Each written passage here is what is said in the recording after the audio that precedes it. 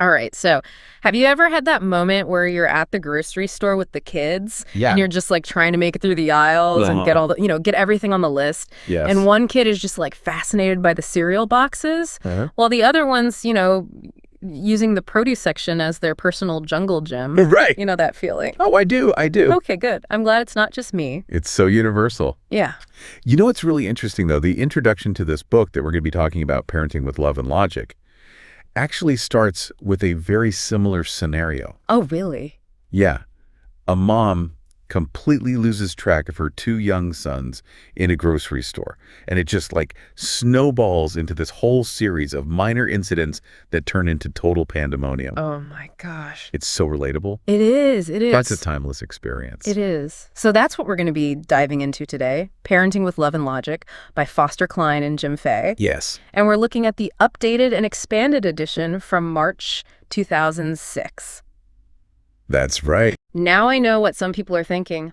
A parenting book from 2006. Right. Hasn't the world changed? And to some extent, they're right. Yeah. Like, think about it. In 2006, instant messaging was still relatively new. Online chat rooms were like the frontier of digital interaction, and toddlers weren't exactly like, swiping on tablets and stuff. Right. But the authors make this really interesting point that while the technological landscape has obviously undergone a huge transformation, the fundamental principles of effective parenting, those haven't really changed. That's right. They haven't changed. And that's kind of comforting in a way. Yeah, it is. Because it means that even though we have all these new gadgets and ways of communicating the core of what it means to raise kids, it's still about those things that have always been important. Right, exactly. It's about love. Yeah. Mutual respect. Yes. And helping them develop self-discipline. Exactly. And I think that's a good reminder for all of us who might get caught up in thinking that we need some super high-tech solution to every parenting challenge. Right. Because at the end of the day, it's about that human connection. It is. And another thing the book touches on that I think is really relevant today is how the world our kids are growing up in is just so different than the world that maybe we grew up in. It's drastically different. I mean, the book talks about the human rights revolution, the communication explosion, the internet, cell phones, and the changes in the family structure itself, with rising divorce rates and blended families and all that. It's a lot for kids to navigate. It is. And so, the question then becomes, how do we as parents in this very complex and constantly changing world, how do we navigate all of this without constantly feeling like we're putting out fires? That's the big question, isn't it? Yeah. And I think that's what so many parents are struggling with today. They're looking for some kind of guidance. Yes. Some tools that actually work in this new reality. Exactly. And that's really the mission of our deep dive today. We're going to be extracting these key insights from Parenting with Love and Logic that can hopefully offer some practical strategies for raising responsible kids. Absolutely. While also, maintaining our own sanity. Right, because we can't pour from an empty cup, as they say. Exactly. We need to take care of ourselves, too. So the book starts off by identifying some of the common parenting traps that we can fall into. Okay. And, we've all seen these different parenting styles. Yes. And sometimes we even find ourselves, slipping into them. But the first one they talk about is the helicopter parent. Oh, the helicopter parent, the classic. Right. Those parents who are always hovering. Yes, always ready to swoop in and rescue their child from the slightest bit of discomfort. Any little challenge. Any little challenge. And it's all done with the best intentions, obviously. Of course. But the book highlights how this can actually be detrimental to a child's development. Right, because it sends a very subtle but powerful message. Which is that you're not capable of handling things on your own. That you're too fragile. Right. You need me to constantly protect you. And so what happens then when these kids grow up? Well, they often struggle with independence. Okay. They haven't had the opportunity to build those skills. What kind of skills specifically? Like resilience, problem-solving, decision-making. Okay. All those things that you need to navigate life as an adult. So they might get to adolescence and they're just kind of floundering. Exactly. They're easily overwhelmed by challenges. Right. And they might lack the confidence to tackle things on their own. And you know what else I've noticed about helicopter parents? They can get really defensive. Oh, yeah. If anyone criticizes their child. They'll jump right in there to defend them. Yeah. It's like they see any difficulty the child faces as a personal attack. It's true. And they often end up blaming others. Right. Like the teachers or the coaches or even other kids. Yeah. Anyone but the child. And, On the opposite end of the spectrum, we have the drill sergeant parent. Oh, yes, the drill sergeant parent, all about control and obedience. Right. Lots of yelling and commands. Uh-huh. Do this, don't do that, because I said so. And their message is basically, You're not capable of thinking for yourself, so I'll do it for you. and that can have some pretty significant consequences, too. Oh, absolutely. Because when kids are raised in that kind of environment where they're not allowed to have their own thoughts and feelings, they often rebel later on. Oh, that makes sense. They might become defiant or engage in risky behavior. So it's like that pendulum swing. Yeah, they go from being completely controlled to completely out of control. And it can be really hard for them to find that balance. Absolutely. And you know what's fascinating? The book also points out that kids raised by drill sergeants, Yes. when they finally do get some freedom and have to make their own choices, they often make really bad ones. Because they've never had the practice. Exactly. They haven't developed those decision-making skills. They've always been told what to do, so they don't know how to think for themselves. And I think that's a really important takeaway for all of us. It is, because we might think that being strict is the best way to ensure our kids make good choices. But it can actually backfire. So what's the alternative then? Well, that's where love and logic comes in. Okay. It's this beautiful balance between setting firm limits, but also allowing kids to experience the natural consequences of their actions. And this all ties into how a child develops their self-concept. Right, because ultimately kids learn about themselves through their interactions with us. With their parents. With their parents, their teachers, their caregivers, all the important people in their lives. And the book calls these people the magical people. I love that term. Me too. And it makes sense because to a child, these people really do have a kind of magical power. They do. They shape their world and their beliefs about themselves. And so the first leg of building a positive self-concept, according to Love and Logic, Yes. is this experience of unconditional love. Unconditional love. Yes, it's about loving our kids for who they are. Not for what they do. Exactly, not for their accomplishments or their grades or their behaviors. So it's not about saying, I love you because you got an A on your test. Right. Or I love you when you're being good. It's about saying, I love you, period. Just because they're our kids. Yes, and you know what's so important about that?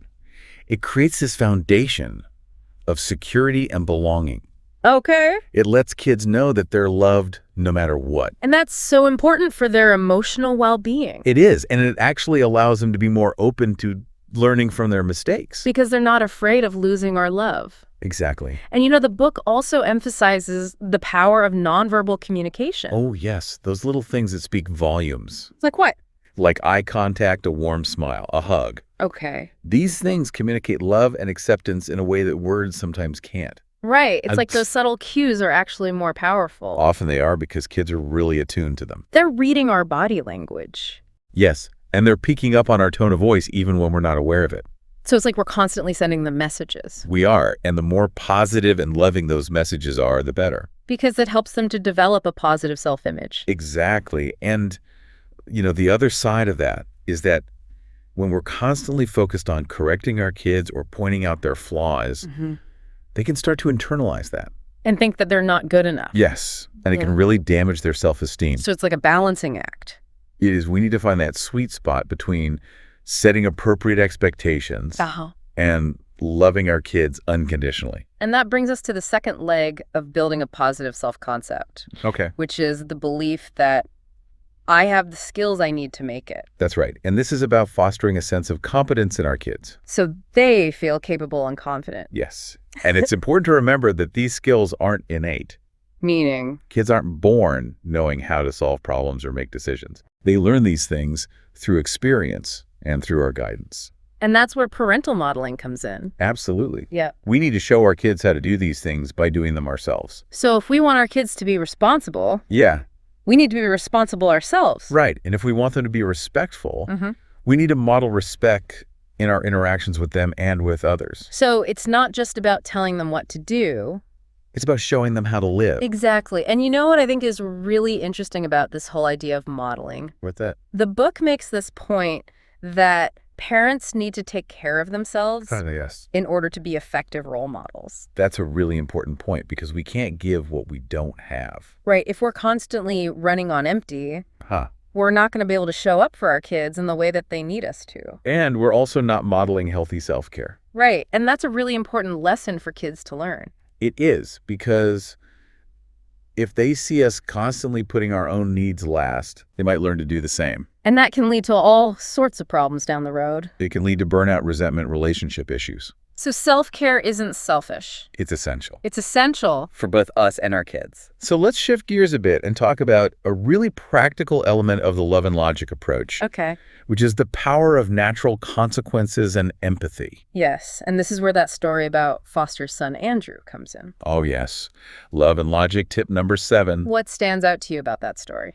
Well, it's just such a classic example of how kids learn best through experience. Mm-hmm. You know, it's freezing cold outside. Yeah, And Andrew refuses to wear his coat.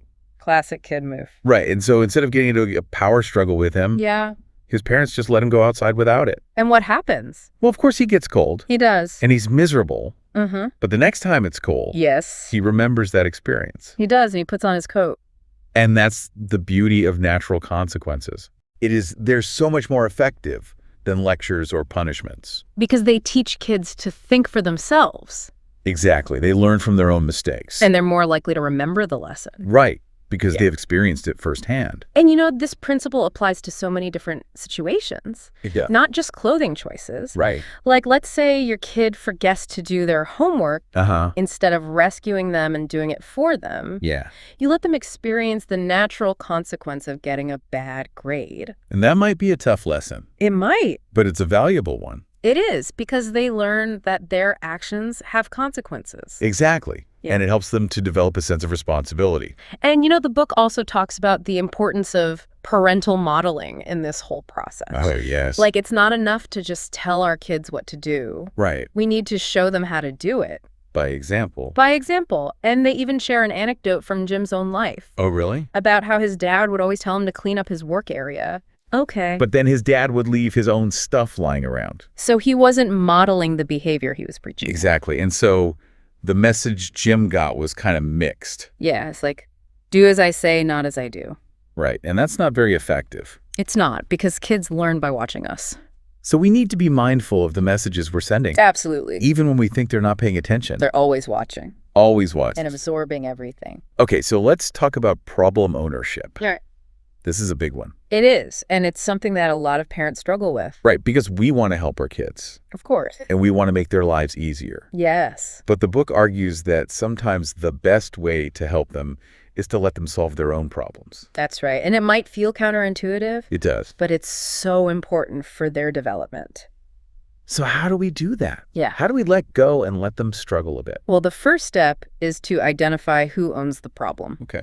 If it's our problem. Then we need to take ownership of it and find our own solution. So, like, if we're stressed out about our kid's messy room, that's our problem. It is. Not a... And we need to figure out a way to deal with it that doesn't involve controlling them. Okay. But if it's their problem, Yes. then we need to let them own it. And that means... It means resisting the urge to jump in and fix it for them. even if it's hard. Even if it's hard, because they need to learn how to handle these things on their own. So, like, if they forget their lunch, we don't race to school to bring it to them. Right. We let them experience the natural consequence of being hungry. And hopefully they'll remember it next time. Exactly. And, you know, the book gives this great example of a girl named Emily and her dog Snuggles. Cute name. Right? So Emily begged her parents for a dog, and they finally gave in. Okay. But then, of course, Emily quickly lost interest in all the responsibilities. Of course. Like feeding the dog, walking the dog, cleaning up after the dog. Yeah, that's how it usually goes. So who owned that problem? Emily did. Emily did. Because it was her dog. And so what did her mom do? Well, she sat down with Emily And she said, look, honey, if you don't start taking care of Snuggles, yeah. we're going to have to find him a new home Oh, wow. where he'll be properly cared for. That's tough love. It is, but it's also loving logic Right, because it's teaching Emily a valuable lesson about responsibility. about responsibility and about the fact that her actions have consequences. Exact. And you know what? It worked. It did. Emily started taking care of Snuggles. And the dog got to stay. The dog got to stay. That's a happy ending. It is. So the book also talks about the importance of enforceable statements Yes. and the power of choices. These are really key tools in the love and logic toolbox. They are, and they're especially important when dealing with younger kids. Okay. like toddlers and preschoolers. So those kids who are just starting to test their limits Exactly. and assert their independence. Right. And so instead of constantly telling them what to do, we need to start offering them choices. And the book makes this distinction between fighting words and thinking words. Right? Can you explain that a bit more? Sure. So fighting words are those commands and demands.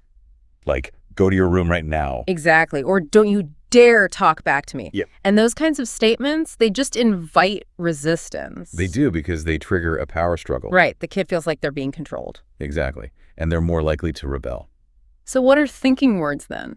Thinking words are statements that invite the child to think about their choices. Okay. And to consider the consequences of those choices. Can you give us an example? Sure. So let's say your kid is throwing a tantrum in the grocery store. Oh, yeah, that's a classic. It is. And a fighting word response might be, stuff it right now, or we're leaving. Okay. But a thinking word response might be, you seem really upset right now. Would you like to sit in the cart or walk beside me while we finish shopping? So you're giving them a choice. I am, but it's a choice within limits. Right. They're still going to finish shopping with you. Exactly. But they get to have some say in how it happens. Yes, and that can make a big difference. Because it gives them a sense of control. Right, and it helps them to feel like they're being heard. And that can often de-escalate the situation. It can. So the book also talks about the importance of setting firm limits. Yes. And sticking to them. Absolutely. And it gives this example of a mom who was really good at setting a limit about her kid running into the street. That's a good limit to have. Right. But then she was totally inconsistent about him putting coins in his mouth. Oh, no. And the point is that kids need those clear and consistent boundaries. They do. It helps them to feel safe and secure. So we can't be wishy-washy. No, we need to decide what's important and then stick to our guns. And you know, the book also talks about this really clever technique. What's that? For giving kids choices. Okay. It's called the oh, by the way method. I like that. So instead of saying, you need to clean your room now, which is likely to be met with resistance. Exactly. You casually mention it in passing. Like how? Like, oh, by the way, I noticed your room is a bit messy. You might want to tidy up before dinner. So it's less confrontational. It is, and it gives them a chance to make the choice on their own without feeling like they're being forced. That's clever. It is. And, you know, the book also talks about how kids are going to test our limits. Oh, yeah. They're going to push back and see how far they can go. It's part of their job. It is, and that's normal. It is. But we need to be prepared for it. And hold firm. Hold firm. Even when it's tough. And that can be really hard. It can. Especially when you're feeling tired or stressed. Yes. But the book encourages us to practice. Practice what? Practice our love and logic responses. Like a mental rehearsal. Exactly. Like visualize yourself in those challenging situations and imagine how you're going to respond calmly and firmly. That's a great idea because it can really help us to stay grounded in the moment. It can. When things are getting heated. And you know what else can be helpful? What's that? Having a supportive partner or friend. Oh, yes. To practice with. To bounce ideas off of. To bounce ideas off of and to just vent, to sometimes. To get that support. Yes, because parenting is hard. It is. And we need all the help we can get. Absolutely. And you know what? It's okay to not be perfect. It is. We're all going to make mistakes. You are. But the important thing is to keep learning and growing. Right, and to keep trying our best. Exactly. So the book also talks about what love and logic is not. Oh. And I think this is really important to clarify. Yes. Because sometimes people misunderstand the concept. They do. So first of all, love and logic is not a guarantee of perfect children. No, it's not a magic wand. Right, it's not going to magically transform your kids into little angels. Unfortunately not. But it can give you the tools Yeah. to build stronger relationships with them and to help them develop into responsible and resilient adults. And that's the ultimate goal, isn't it? It is. To raise kids who can thrive in the world. Exactly. And, you know, the book also points out that even well-intentioned parents can sometimes misapply the love and logic principles. Especially if they're coming from difficult backgrounds themselves. Right. Because we all have our own baggage. We do. And sometimes that baggage can get in the way. And so it's important to be self-aware. Yes. And to recognize when our own issues might be affecting our parenting. And to seek help if we need it. Absolutely. There's no shame in asking for support. None at all. So one of the biggest things that love and logic emphasizes is the importance of empathy. Oh, yes. But the book also warns against insincere empathy. What do you mean by that? Well, it's like when we say the words, but our tone of voice or our body language is communicating something different. Like we're saying, I understand how you feel, right? But we're really thinking, just get over it. Exactly. And kids can sense that. They can. They're very perceptive. So our empathy needs to be genuine. It does. We need to actually try to see things from their perspective. And to validate their feelings. Even if we don't agree with them. Exactly. And, the book also talks about how sometimes our own emotional baggage can get in the way of us being truly empathetic. That's true, because if we're not in a good place ourselves, it's going to be hard to be patient and understanding with our kids. So self-care is important for that reason, too. It is. We need to take care of our own emotional well-being. In order to be the best parents we can be. Absolutely. And,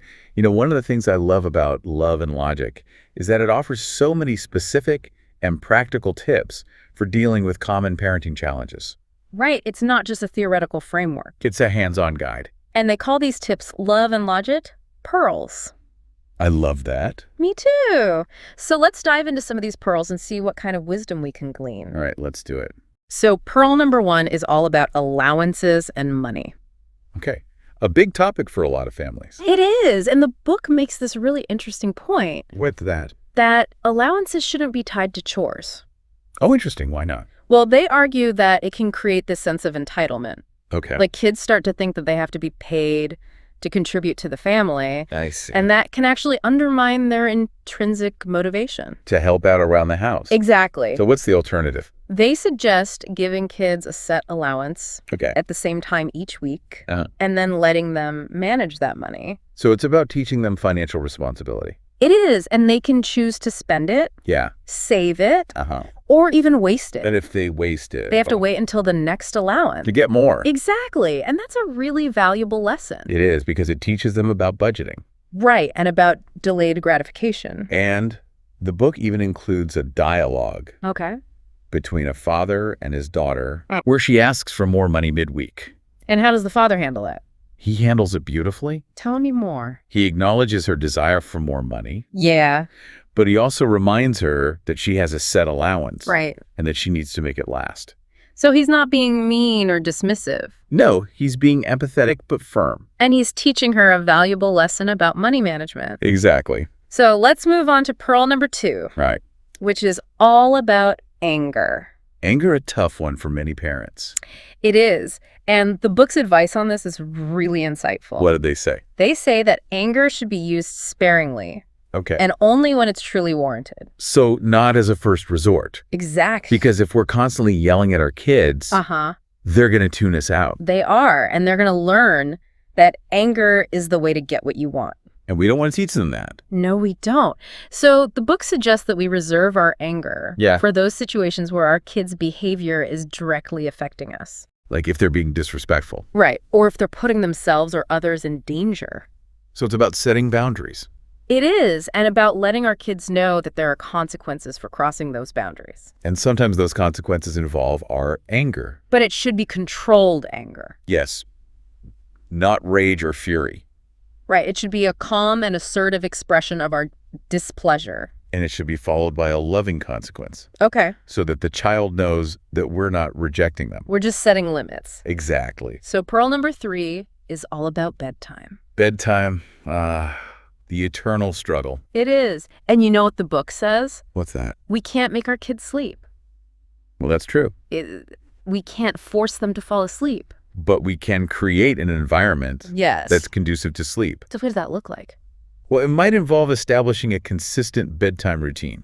Okay. Like dimming the lights, giving them a bath, reading them a story. Right. And it might involve setting a firm bedtime and then sticking to it. Even if they protest. Even if they protest, because ultimately they're going to learn that bedtime is non-negotiable. And that they're responsible for getting enough sleep. Exactly. And if they choose to stay up late, they'll have to deal with the natural consequences of being tired the next day. And hopefully that will motivate them to get to bed on time.